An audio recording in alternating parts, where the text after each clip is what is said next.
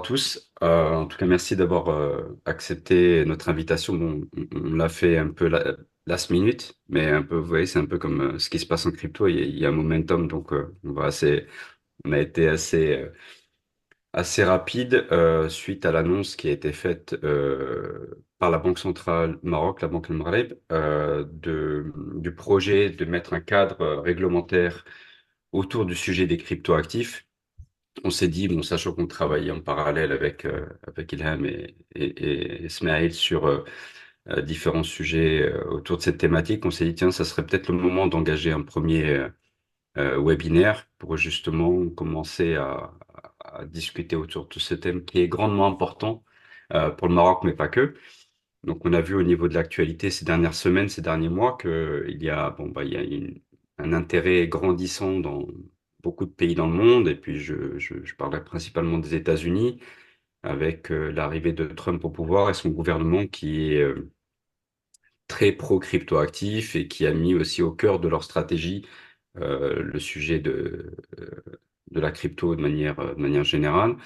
On sait aussi que dans pas mal de pays aussi dans le monde, et on prendra aussi l'exemple de Dubaï, où il y a aussi des choses très positives qui se passent autour de ce sujet, qui a une forte dynamique, qui a un cadre aussi réglementaire autour de tout ce qui est transactionnel, il y a le Dubaï 2020, il y a pas mal de choses aussi, d'initiatives qui se font autour de Dubaï. Et là maintenant, c'est un peu autour du Maroc, où il y a déjà une première annonce. Euh, et c'est vrai que c'était très attendu, parce que on en reviendra tout à l'heure, mais une communauté assez forte qui s'intéresse au sujet crypto, Web3, blockchain de manière générale au Maroc. Une communauté silencieuse mais importante. Et du coup, il y a, cette annonce était très attendue. Donc là, on pourra imaginer quelles pourraient être les différentes trajectoires pour le Maroc. Qu'est-ce qu'on peut imaginer à court moyen terme? Quels défis, quels challenges, quels risques aussi. Puis bon, sachant qu'on pourra aussi partager des risques de ne pas passer le cap. Là aussi, je pense que Ismaël, c'est un sujet qui va pouvoir aussi développer. Et puis qu'on puisse imaginer en gros quelles sont les opportunités que ça va engager pour le Maroc dans la perspective aussi de la stratégie globale autour de la digitalisation sur le projet 2030 Global Maroc, où on parle beaucoup de justement des initiatives autour des startups, de l'IA. Alors maintenant, je pense qu'aussi autour de la blockchain, il y aura beaucoup de sujets, beaucoup d'opportunités. Et on évoquera également les risques, mais je pense que pour ce premier webinaire, sachant que le sujet est très vaste et qu'on pourra aussi ouvrir sur d'autres thématiques et d'autres cas d'usage, aujourd'hui, je pense qu'on va plutôt se concentrer sur le volet financier, c'est-à-dire ce que ça implique pour les institutions financières, comme c'est une annonce de la BAM. Et après, je pense que dans le cadre euh, d'autres webinaires, on aura l'occasion de développer d'autres sujets, d'autres thématiques. Ça pourra concerner le volet immobilier, le cadre administratif, le, tout ce qui est transport et logistique. Donc, il y a une multitude d'usages possibles autour de la blockchain. Mais avant tout, je vais laisser Ilham et Ismaël, nos deux invités, se présenter. Moi, je suis Badir Galaf. Je suis président de la commission Innovation, Entrepreneuriat et Jeunesse à la Chambre africaine de commerce et de services. Et donc, j'ai le plaisir de partager ce premier webinaire avec Ilham et Ismaël, que je vais laisser se présenter. Merci Badir. Je vais commencer. Donc, Ilham El Bouloumi, ingénieur développement logiciel. J'ai commencé ma carrière dans le domaine des télécoms et il y a 2 ans, j'ai fait ma transition dans le domaine de la blockchain. Le blockchain pour moi, c'était une révélation. C'est toute une nouvelle technologie, mais avec une forte philosophie et un paradigme qui change, qui est en train de changer nos vies. Et au lieu de me contenter de jouer le rôle de spectatrice, ben, j'ai voulu prendre part à cet écosystème grandissant. Et on y est. Je travaille dans le domaine et je travaille sur certains projets liés à la tokenisation, sur le développement de certaines dApps dans l'écosystème. Et je suis de très près l'actualité de cet écosystème et je prends part à participer à des événements internationaux pour suivre l'actualité, pour connecter avec du monde dans cet écosystème. Et ravi d'être parmi vous aujourd'hui pour discuter de l'actualité marocaine. Ça fait plaisir de voir qu'il y a du mouvement dans ce sens. Et avec Ismaïl et Badir, on va prendre le temps de décortiquer et de partager nos points de vue respectifs. Merci, Ilham. Ismaël. Ouais. Donc, Smaïl Alaoui, ingénieur de formation. Je suis passé par la case développement, informatique et ensuite consulting. Et aujourd'hui, j'aide les entreprises technologiques à vendre leurs services et leurs produits avec des méthodes modernes. Euh, et ouais, je fais partie de l'écosystème crypto Web3 depuis maintenant quelques années, euh, avec différents projets que j'accompagne. Ok, super, merci beaucoup Ismaël.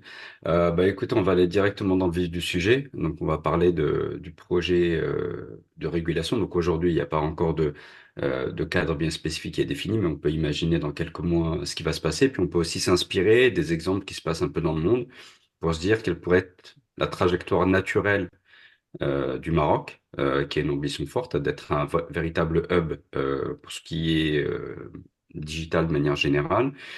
Et donc, forcément, c'est un sujet qui va être au cœur de la transformation digitale du Maroc, que ce soit autour de l'IA, mais surtout autour de la blockchain. Donc, je ne sais pas comment vous voyez les choses. En tout cas, si on raisonne sur le volet institution financière, impact institution financière, comment vous voyez le tournant que pourrait prendre l'écosystème institution financière slash fintech pour le Maroc à court moyen terme? Je ne sais pas ce que tu en penses, toi, Ilham. Euh, Jusque-là, il faut dire que pour le Maroc, en 2017, il avait pris la position de prudence et il avait fait le choix de bannir, ne serait-ce que de bannir les cryptos. Mais les choses ont évolué dans différents sens. Il s'est passé pas mal de choses en 2021, en 2022 et en ce moment récemment en 2020, fin 2024 et il y a des choses qui se présagent pour 2025. Et l'annonce de Wali Bank el Maghreb de régulariser les cryptoactifs, c'est un point positif et ça envoie un message positif pour l'écosystème crypto et l'écosystème blockchain. C'est tout un nouveau monde qui est en train de se construire autour de ces concepts. Et c'est là pour rester. Et la preuve, tout ce qui se passe autour du Bitcoin, de la compétition entre les pays à constituer leurs propres réserves, les différents pays qui sont en train de rajouter des nouvelles lois pour régulariser l'écosystème et avoir un cadre clair. Donc, l'action ou la volonté du Maroc s'inscrit dans un contexte international et cet écosystème est là pour rester. Et le plus sage, c'est d'y prendre part et créer un cadre qui va encourager l'innovation, qui va encourager les nouveaux business qui sont en train de se créer autour de cet écosystème. Ok, merci Ilham. On reviendra aussi sur certaines définitions, parce qu'on parle beaucoup de bon, crypto-monnaie, bien sûr, blockchain. Je ne sais pas si l'un d'entre vous pourrait définir très rapidement, très simplement, peut-être que pour certains c'est nécessaire, dans les personnes qui sont ici dans le cadre de ce webinaire, comment on pourrait définir simplement la blockchain? Et ensuite on reviendra sur la question.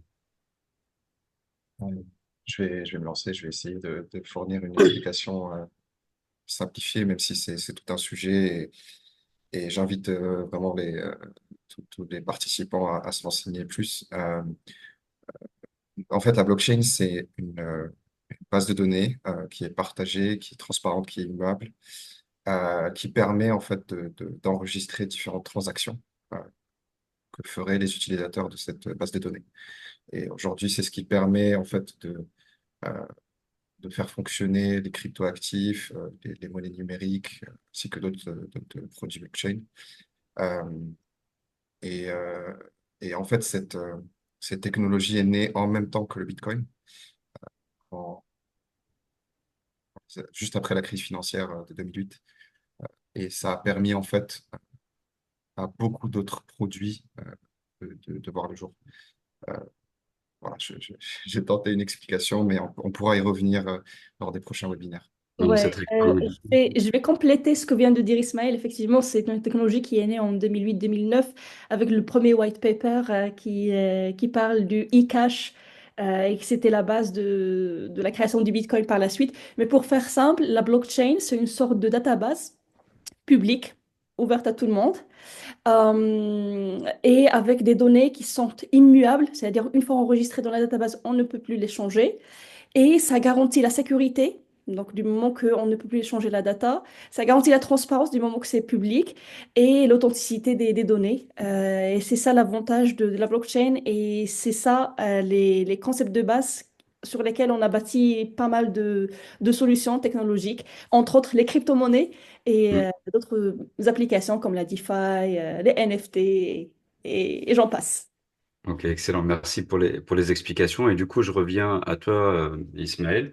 Le, dans le paysage des institutions financières et des fintechs, donc on a compris que ça allait quand même bouleverser, en tout cas on l'espère, tout ce paysage-là. On peut aussi imaginer qu'il peut y avoir une cohabitation où il faut trouver un équilibre entre le modèle institutionnel financier qui est aujourd'hui et le monde parallèle, entre guillemets, aujourd'hui des cryptos. Et c'est un peu comme résister à Internet. Aujourd'hui, si on parle de Web3, c'est résister à cette nouvelle technologie. Je pense que c'est un virage à prendre et qu'il y a un équilibre maintenant qui existe, parce qu'il y a un certain nombre de pays qui ont fait l'expérience. Et aujourd'hui, qu'est-ce qu'on pourrait imaginer comme cible atteignable pour les banques, les institutions financières, les établissements de paiement, et après, bien sûr, les fintechs, mais déjà, dans ce cadre-là, qu'est-ce qu'il faudrait qu'on autorise? Parce que aussi, si toutefois on ne met pas un cadre réglementaire, un des risques majeurs, c'est que, qui, entre guillemets, on trouve toujours des solutions. Puis au Maroc, on est très spécialiste pour trouver toujours des solutions de contournement pour aller de toute façon euh, accéder à ce monde-là.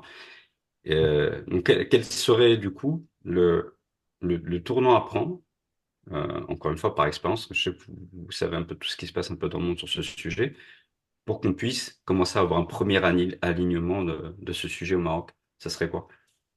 Euh, je pense que je vais revenir d'abord sur la situation. Aujourd'hui, le Maroc il fait partie du top 20 des, des pays qui utilisent la crypto, notamment à la 13e place pour Bitcoin. Euh, il y a aussi un élément qui est que 42% de la population n'est pas bancarisée. C'est un chiffre qui est important. Et malgré ça, on voit que 3% de la population utilise crypto-monnaie, crypto-actifs, malgré l'interdiction, malgré le manque d'un cadre réglementaire. Donc, il y a un aspect fonctionnement en dehors du circuit réglementaire qui est à prendre en compte et je pense que Malcolm Raleigh est en train de s'intéresser au sujet. Euh, par rapport à la sensibilisation, par rapport à légiférer tous ces fonctionnements-là, toutes ces institutions, toute cette industrie en fait qu'est le Web3. Effectivement, comme l'a dit Ilham, enfin, la relation entre les crypto-monnaies et le Maroc, euh, elle a été fait une interdiction en 2017. Ça a un petit peu évolué parce que on a vu qu'il y avait de l'adoption de pays comme des pays en Asie du Sud-Est ou en Afrique, qui a permis beaucoup d'avancement et donc d'augmenter le PIB. Et aujourd'hui, je pense que je, on pourrait spéculer sur ce sur quoi travaille Banque Maghreb euh, pour favoriser cet écosystème et faire avancer les startups marocaines dans la blockchain. Euh, et ça devrait pouvoir s'inspirer de ce qui s'est passé pour la réglementation MiCA en Europe. Donc cette année, il y a eu euh, l'adoption de MiCA, donc Markets in Crypto Assets, par le Parlement européen. Et je pense que ça devrait s'en rapprocher. Et c'est ça qui devrait permettre en fait d'avoir plus de clarté et de lancer plus de projets, mais aussi de favoriser la croissance des startups au Maroc. Donc en gros, ça serait encadrer les transactions, c'est-à-dire qu'on puisse faire des transactions au Maroc autour de ces sujets de crypto, ce serait ça, dans un premier temps? Moi, je, En fait, il y a pas mal de sujets très différents. Il y a déjà l'achat de crypto, qui est aujourd'hui interdit, donc éventuellement permet de ça. Il y a aussi d'autres usages qui sont comment on peut utiliser la blockchain pour permettre un transfert de valeur ou d'informations de façon très sécurisée. On peut imaginer, il en parlera mieux que moi, des cas d'usage dans la supply chain ou des choses comme ça. Et au-delà des transactions, c'est-à-dire que la blockchain ne permet pas que des transactions, elle permet aussi euh, un transfert de valeur, un transfert de la data, euh, de très forte sécurité et authenticité. Donc il y a beaucoup de choses, et on y reviendra lors des prochains webinaires, je pense, que permet la blockchain et qui aujourd'hui n'existe pas, tout simplement parce que le cadre réglementaire ne le permet pas encore. Ok. Ilham, je te remercie, Ismaël. Ilham, tu voulais compléter? Ouais, justement, je voulais rebondir sur ce que vient d'être dit. En fait, pourquoi on a besoin d'une régulation par rapport à ce sujet-là? La régulation, on en a besoin pour protéger les investisseurs et protéger les utilisateurs. Du moment que pour le moment, il n'y a pas de régulation claire à ce sujet-là, les utilisateurs sont livrés à eux-mêmes. C'est un domaine qui est open pour le moment et on est sujet aux scams, aux fraudes, aux arnaques, etc. Et si on a une loi qui organise l'écosystème, qui protège les utilisateurs, on peut créer un cadre où les gens peuvent investir d'une manière, comment dire, où on se sent confident, on se sent à l'aise. Et ça d'une part. Et d'autre part, cette réglementation-là est nécessaire aussi pour les business, pour les startups. D'après ma discussion avec certains cofondateurs de startups au London Blockchain Conference, il y avait jusqu'à récemment des startups qui ont fait le choix de quitter les États-Unis pour s'installer en Europe parce qu'en Europe, on avait enfin une réglementation claire qui s'appelle MiCA et on va pas avoir de surprise avec la SEC ou autre. Et donc, cette clarté-là, on en a besoin pour organiser l'écosystème et pour protéger les différentes parties prenantes. Donc, c'est la raison principale d'avoir cette réglementation-là. Et nuance, au Maroc, ce qui est interdit, c'est pas la blockchain, c'est les cryptoactifs. Mm. Donc, il faut dire qu'il y a déjà dans l'écosystème marocain des entreprises qui travaillent déjà dans la blockchain ou qui utilisent la blockchain. Donc, c'est deux choses différentes. Je pense que la nouvelle loi va réglementer l'usage des cryptoactifs, mais la blockchain, c'est toujours open. C'est une technologie Mais utilisée. n'empêche que cette réglementation-là va envoyer un signal positif à l'international, aux différents investisseurs, aux différents gros projets du Web3 ou de la blockchain, pour dire que voilà, on a enfin un écosystème, une réglementation favorable et crypto-friendly, et ça va attirer et mettre un peu, un peu de lumière sur l'écosystème marocain, sur les compétences marocaines et sur l'écosystème entrepreneurial marocain. En ce qui concerne l'impact sur les institutionnels, sur la fintech, sur les moyens de paiement, je pense que quand on utilise une solution technologique, on ne l'utilise pas pour ça en tant que tel, mais pour ce que ça va apporter. Et la blockchain apporte un gain de temps et un gain d'argent. Un gain de temps, c'est parce que ça permet un transfert quasi instantané des valeurs. La valeur, ça peut être de la monnaie, comme ça peut être de la data. Et aussi, ce transfert-là se fait d'une manière aussi très peu coûteuse par rapport aux moyens traditionnels, par rapport à un transfert bancaire, par rapport à un transfert par courrier ou autre. Donc, c'est instantané. Gain de temps, c'est peu coûteux, gain d'argent, et ça va propulser effectivement et ça va créer de nouveaux business models dans les fintech, dans les moyens, dans les manières d'investir comme la tokenisation.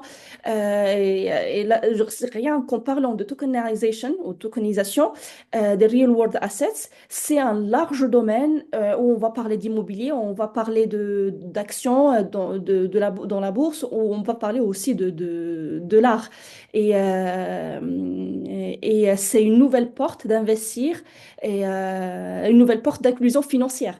C'est large, plein de choses prometteuses en ouvrant ce genre de porte. Faute de temps, on n'a pas le temps de tout explorer, mais promis, dans d'autres occasions, on abordera plus en détail le sujet. Ok, je te remercie pour cette explication. Donc, on a compris que les risques, bah, ils existent aujourd'hui parce que là, c'est une vraie surprise, une vraie information de dire que le Maroc est ici au troisième rang mondial d'utilisation de cryptoactifs. Et pour autant, on n'a pas de cadre réglementaire. Donc, on peut sentir qu'il y a un potentiel fort, une attente forte. Et Absolument. donc, on pourrait aussi imaginer que il y a un écosystème qui va se mettre en place naturellement, qui va s'accélérer. Je vais juste Cadre rajouter réglementaire. quelques autres chiffres, Badir. Oui. En termes de trading, de crypto, le Maroc compte plus de 13 milliards de dollars. En termes d'utilisateurs, 1,5 million d'utilisateurs. Donc, oui, il y a déjà un marché et qui a juste besoin d'un cadre clair pour s'épanouir, je dirais.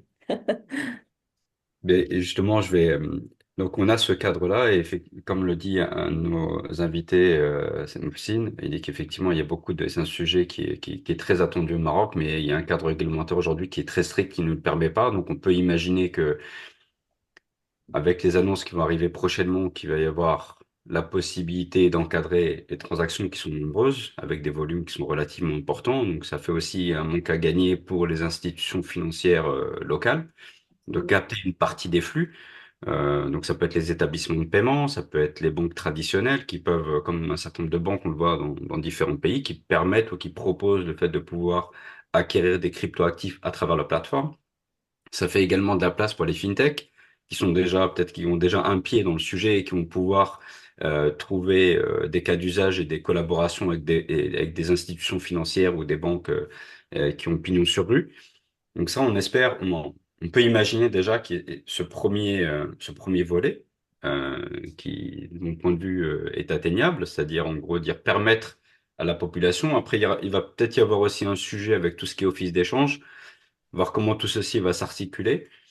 Euh, mais bon, vu qu'aujourd'hui on y arrive d'une manière ou d'une autre, je pense qu'effectivement il y a un sujet avec l'office d'échange qui doit s'articuler pour fluidifier, on va dire, l'aspect transactionnel. Il y a une réalité par rapport au fintech, ça fait un nouveau sujet, en plus de l'IA, qui va créer de nouveaux business, qui va permettre aussi d'explorer de nouveaux postes, du moins de nouvelles ambitions de boulot. On dit que là, il y a l'IA qui va permettre de générer beaucoup d'emplois, il peut y avoir aussi la blockchain, donc ça, c'est autant de technologies, autant de savoirs qui vont permettre de créer des formations spécifiques et permettre à avoir une communauté et des champions sur ce type de domaine au Maroc, qu'on soit un véritable hub sur ce domaine.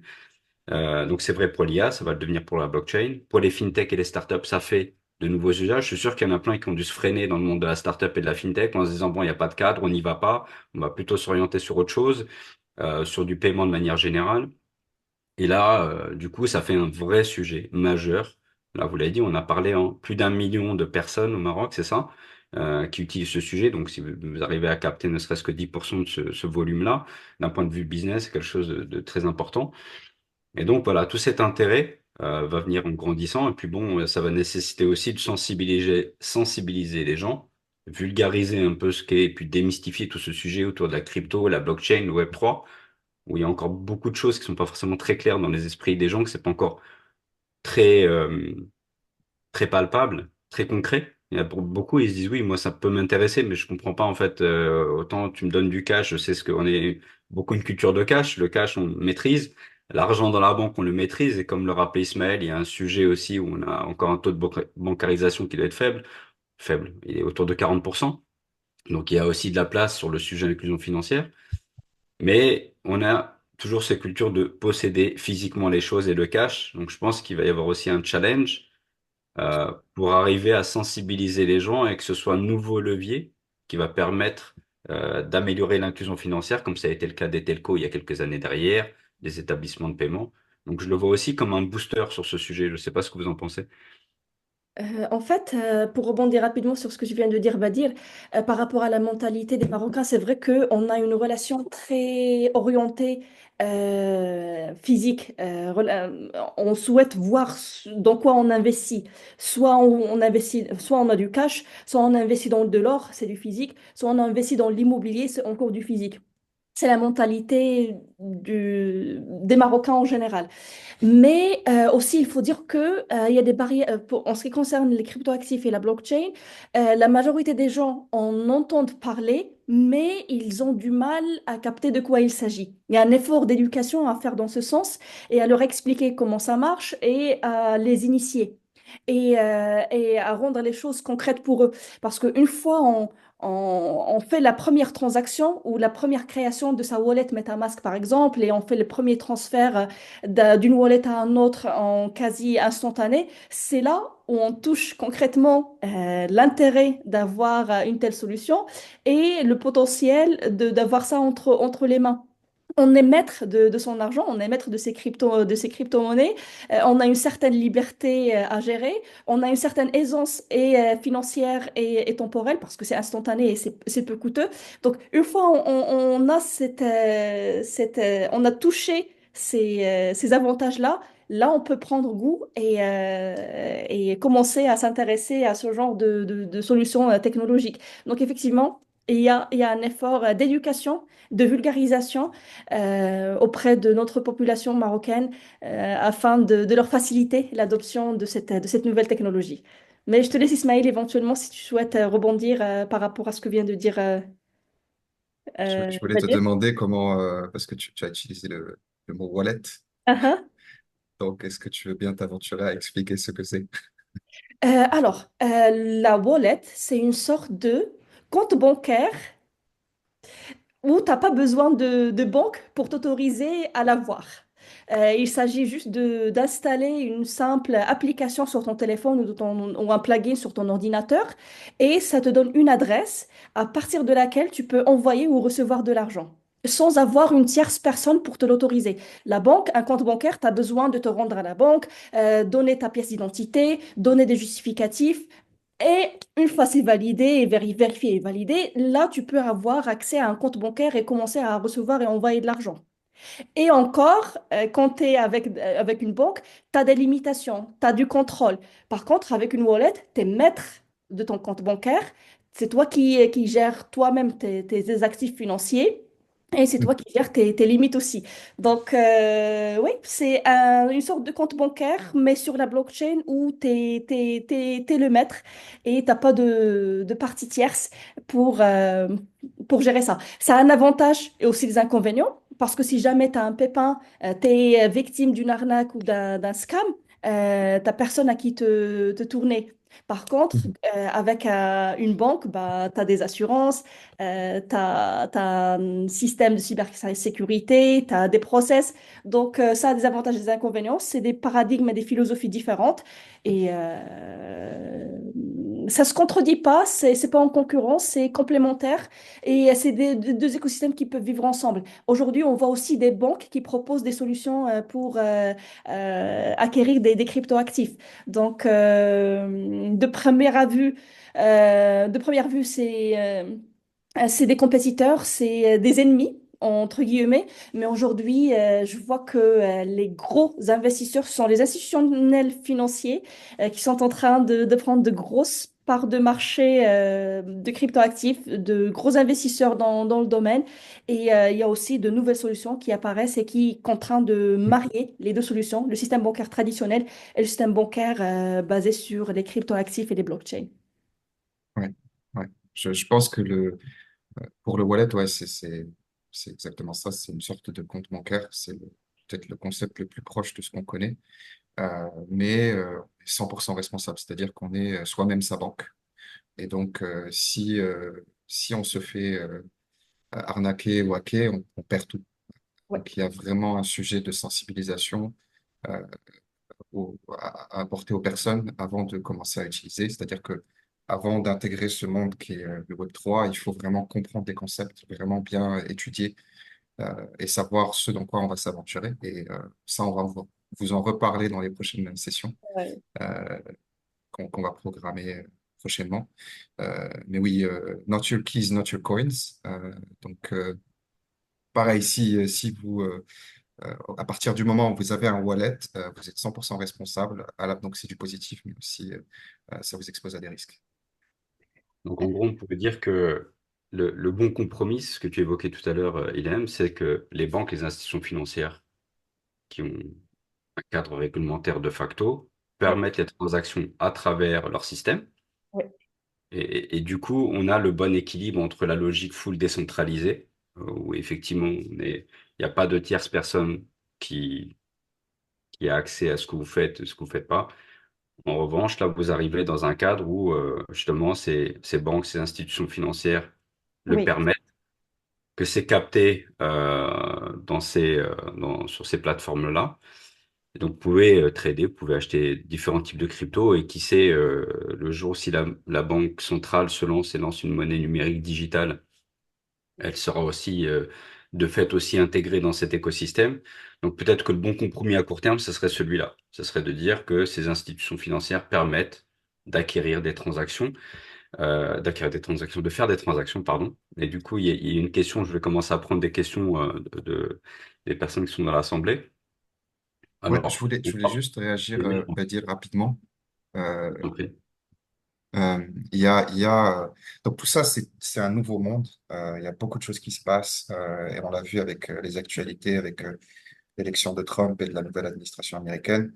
Euh, L'intérêt de plein de pays, et vraiment beaucoup, envers cet écosystème. Euh, que ce soit Bitcoin ou d'autres crypto-monnaies, mais aussi la blockchain en général. Et je pense qu'il faut s'en inspirer. Je pense qu'il faut saisir l'opportunité justement pour avancer rapidement parce que voilà, pour qu'on puisse développer des choses intéressantes, il faut s'y intéresser tôt. Et donc cette législation arrive vraiment au bon moment.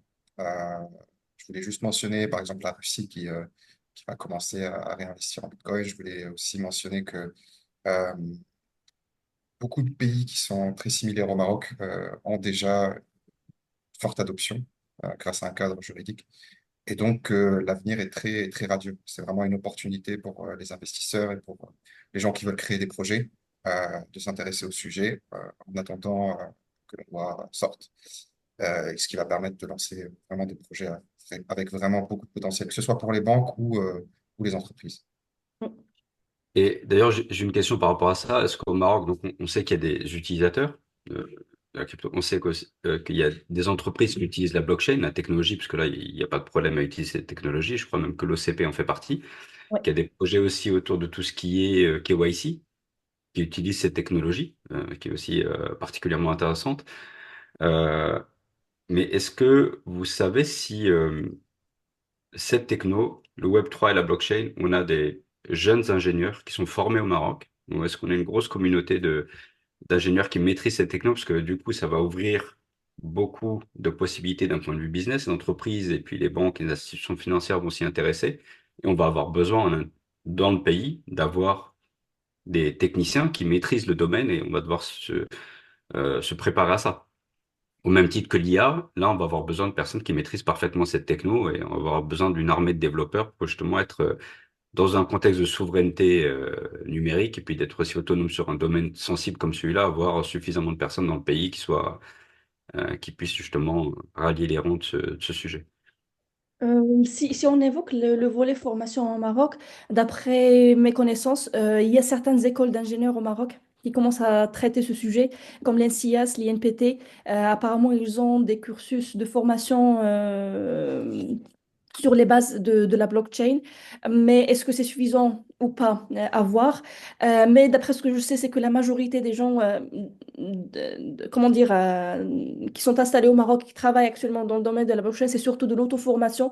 Le contenu fourni par le Maroc, enfin des sources, enfin, des institutions de formation au Maroc, je pense que c'est, et on n'a pas trop 36 000, ça se compte sur le bout des doigts. Et donc, on se dirige surtout vers du contenu en anglais, du contenu de certaines institutions à l'international.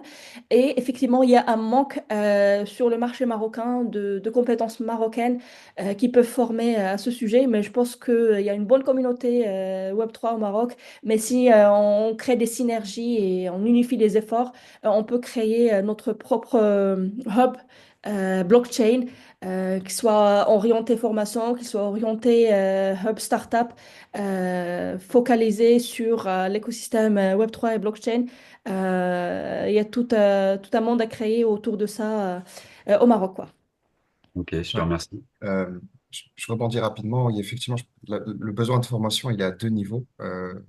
Premier niveau, je pense que c'est la sensibilisation et toutes ces explications. C'est quoi un wallet, c'est quoi la blockchain, c'est quoi Bitcoin, comment ça Ah, marche. Ça, c'est vraiment à destination d'un public très général.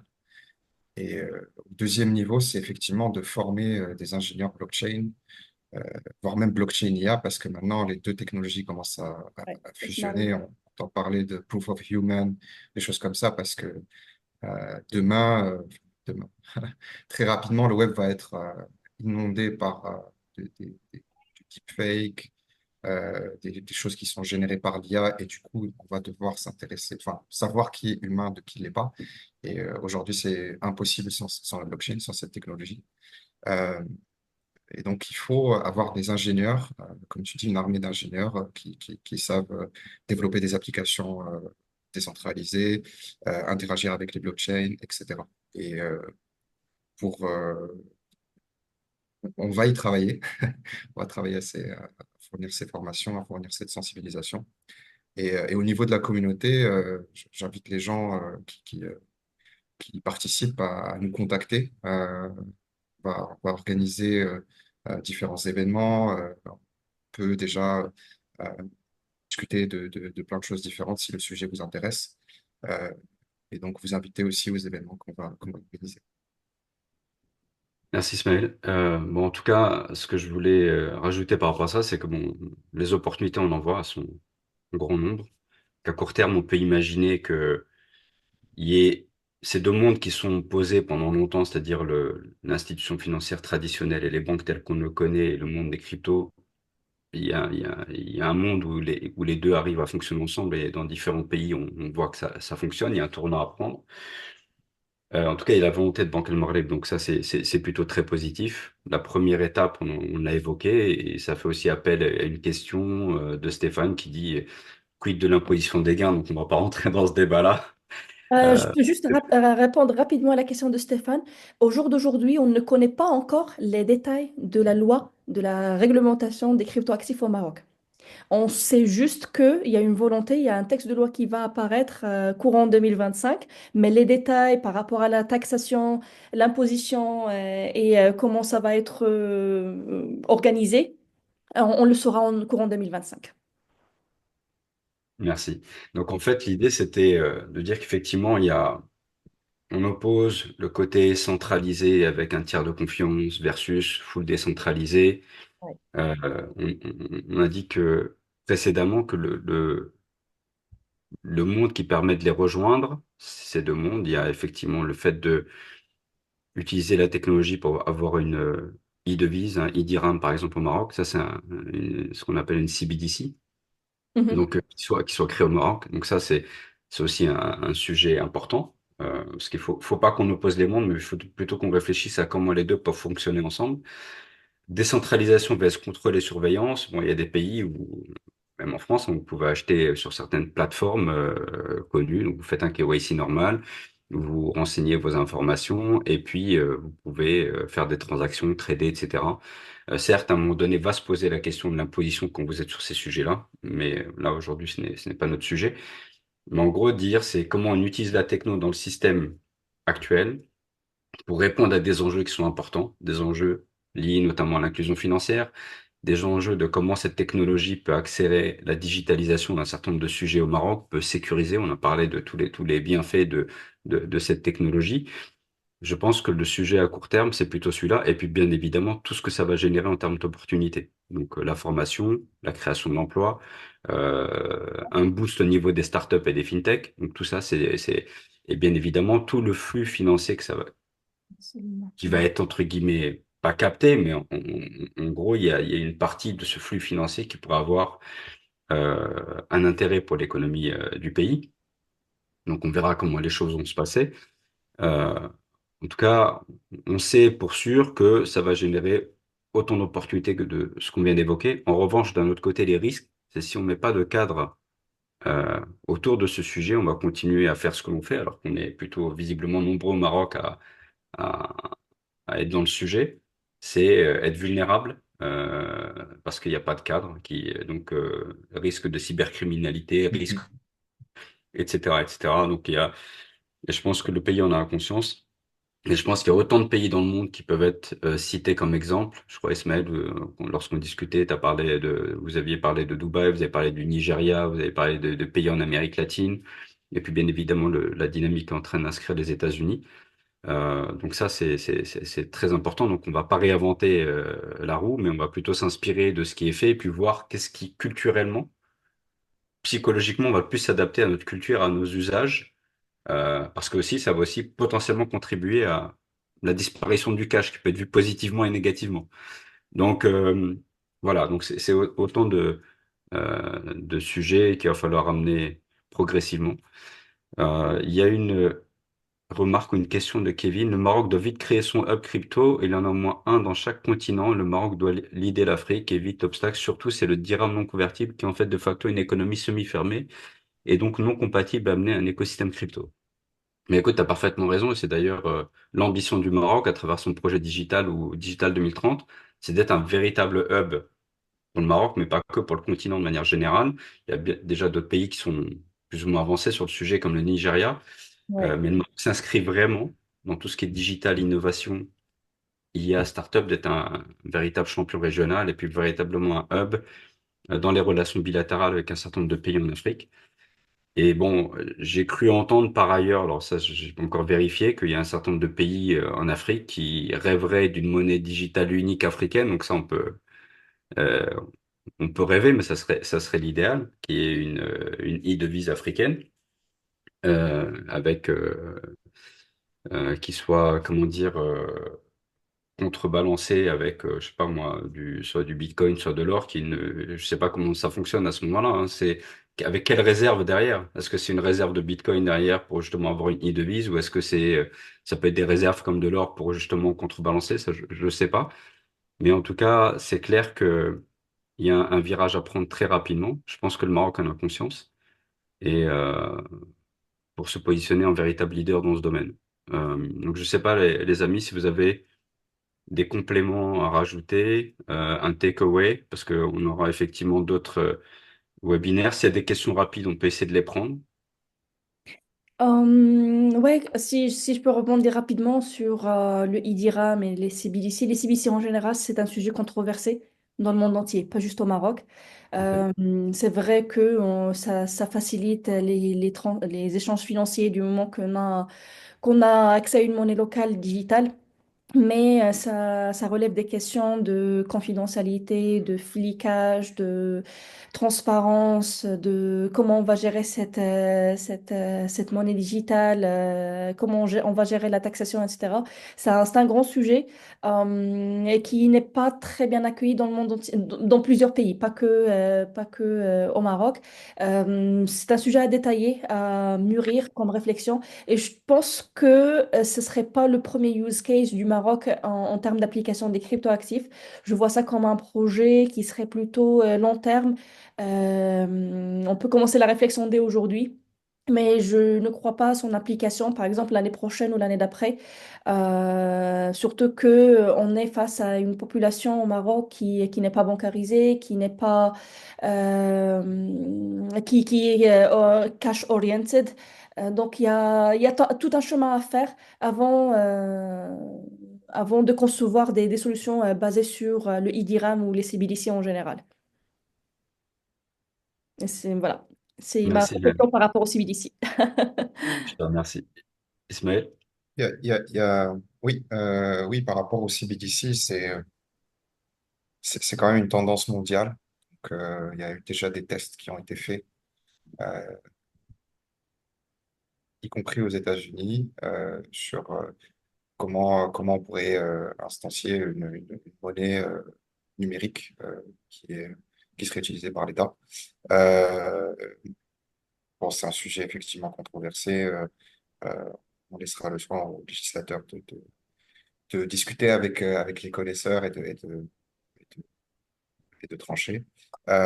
Sinon, ouais, je voulais revenir sur une question de Mohsin concernant le quantum computing.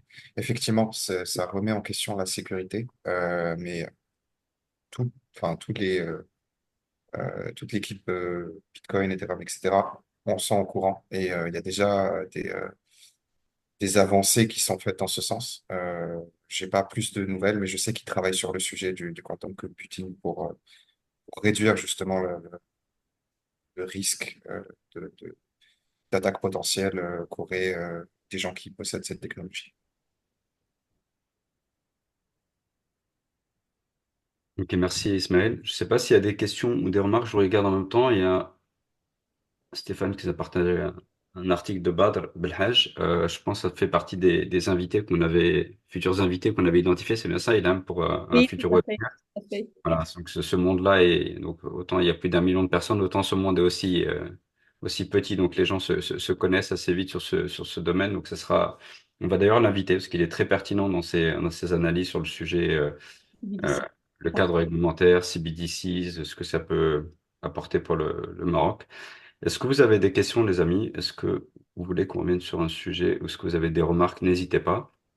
Mais sinon, on conclura cette première session et on vous donnera bien sûr rendez-vous à une session très prochainement qu'on calera et là peut-être qu'on zoomera davantage sur le sujet et peut-être que d'ici là, d'ici janvier, il va se passer encore d'autres choses et il y aura certainement une actualité qui aura bougé, je l'espère, positivement pour le Maroc.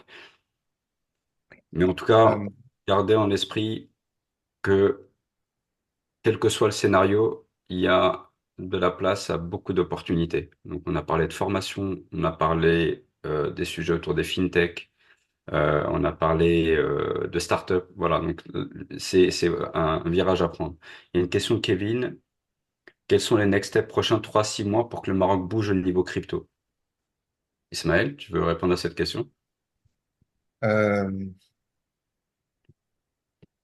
je pense que le Banque El Maghreb fait ce qu'il faut et ils sont au courant de ce qui se passe. Ils ont déjà créé des ateliers de travail. Et d'ailleurs, ils travaillent dessus depuis Que, des années, hein. C'est pas récent. Ils ont fait une annonce, mais ça fait comme des années qu'ils travaillent sur le sujet. On peut dire ça. effectivement, effectivement. Ouais. Et du coup, bah, c'est surtout ça. Tant qu'il n'y a pas vraiment de cadre légal, je ne vois pas quels autres next steps pourraient avoir lieu dans les 3-6 mois. En tout cas, ça va beaucoup bouger au niveau international dans les prochains mois. On le voit déjà, hein, bien qu'en décembre, il y a eu énormément de mouvements. Donc voilà, j'ai pas plus, j'ai pas la réponse En tout cas, claire, mais voilà, je fais confiance aux législateurs de on peut faire ce qu'il imaginer faut. d'un point de vue dynamique. On voit ce qui se passe autour du monde des BRICS. On peut en parler ici. Il y a tout un sujet autour d'une monnaie digitale. Il y a tout un intérêt fort, majeur, euh, pour sortir, entre guillemets, du système traditionnel. Donc, ça reste un paramètre à intégrer. Il y a le deuxième sujet qui est les annonces des Américains. Donc, vous voyez cette polarisation au niveau mondial qui est en train de rabattre les cartes du système financier tel qu'on le connaît aujourd'hui. Donc, les pays vont devoir se positionner sur ce sujet-là. Et je pense que le Maroc l'a compris. Et ça fait des années qu'il travaille dessus. Donc, je pense que dans les 3-6 mois, on peut pas dire de manière claire ce qui va se passer. Mais une chose est sûre, c'est que il y a un cadre réglementaire qui va sortir. On peut imaginer que ce cadre réglementaire va permettre de mettre de légiférer autour de tout ce qui est transaction. Dans quel délai ça va se mettre en place de façon très opérationnelle? Tout va dépendre de la dynamique après du secteur privé. C'est-à-dire qu'une fois que le cadre va être posé, il va falloir que le secteur privé aussi se mette en ordre de marche. Donc, soit on va aller faire appel à des entreprises étrangères qui sont déjà matures sur le sujet et qui vont venir euh, justement profiter de cette opportunité pour venir travailler avec des banques traditionnelles, des établissements de paiement, etc. Je pense que vous êtes d'accord là-dessus. Ou peut-être qu'il y a des acteurs locaux qui vont commencer à proposer d'intégrer des cas d'usage autour du système des fintechs et puis des établissements financiers. Mais c'est vrai qu'on le dit comme ça, on a l'impression que c'est pas atteignable ou pas à court terme. En tout cas, je pense pas que c'est quelque chose qui va se faire dans 3 à 6 mois, mais en tout cas, on peut espérer que dans les 3 à 6 mois, on commence à avoir des premiers éléments de ce fameux texte réglementaire. Qu'est-ce que ça va permettre de faire? Donc maintenant qu'il y a cette annonce, ce teaser a bien marché, on peut imaginer qu'on va commencer à avoir des premiers éléments de temporalité. Qu'est-ce qu'on va pouvoir faire au Maroc de manière concrète et dans quel délai? Ça serait bien, parce qu'au moins ça permettrait aussi au secteur privé de se mettre en ordre de marche vis-à-vis de ça. Et puis ce qui serait aussi intéressant, c'est qu'il y ait une espèce de gouvernance globale, c'est-à-dire que qu'il y ait une initiative gouvernementale et qui viennent booster, on va dire, toutes ces initiatives, parce que si on fait chacun des choses dans notre coin, bon, ça reste des initiatives, mais si on pouvait, je sais pas, mettre en place un fonds pour venir booster la formation, un fonds qui va aussi venir accompagner les startups et les fintechs qui veulent investir sur ce sujet, peut-être que ça va rentrer dans le cadre, je sais plus comment s'appelle le programme Digital Startup 2030, je crois, porté par le gouvernement. Ça serait déjà un bon levier très concret pour qu'on puisse justement s'inscrire dans cette dynamique. En tout cas, le Maroc est en train d'envoyer un signal positif, comme quoi on avance positivement vers à devenir un pays crypto-friendly. Après, dans quel délai, dans quel cadre, avec quelles conditions, ça va se clarifier courant 2025. Euh, N'empêche que c'est tout un monde, les cryptoactifs et la blockchain. Et le webinaire d'aujourd'hui, c'était l'occasion d'avoir une sorte d'overview de ce qui se passe et de commenter l'actualité. Mais il y a plein de sujets à détailler, à creuser et à explorer ensemble et à y trouver des opportunités, que ce soit au niveau national ou international.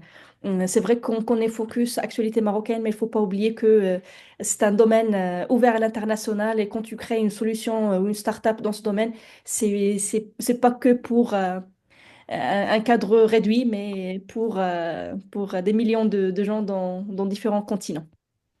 Ok, merci beaucoup, Ilham. Ismaël, est-ce que tu veux rajouter quelque chose ou sinon, sinon ça Bah, sera bon. je te remercie de nous avoir invités. C'était vraiment super intéressant. Je pense qu'on va continuer. On va continuer les webinaires. Je voulais juste inviter les participants à nous rajouter sur LinkedIn. Voilà, vous pouvez mettre vos LinkedIn, Ilham.